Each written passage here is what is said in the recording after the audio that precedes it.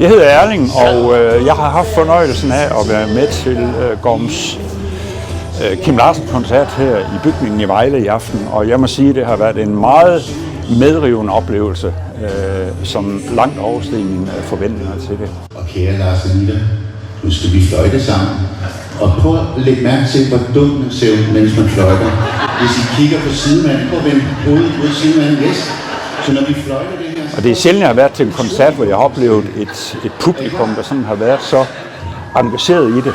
Altså det er jo ikke sådan, nogle gange så kan koncerter godt virke lidt tunge på en eller anden måde, som når man klapper og når man synger med eller sådan et eller andet i aften.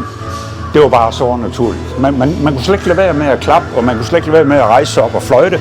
Man kunne slet ikke lade være med ligesom at leve med. Og så kan jeg også godt lide sådan, at han introducerede slutningen om, at sådan og sådan og sådan er det ikke det der eventlige klappen, når man står der og tænker, man har helt lyst til at gå hjem, ikke også?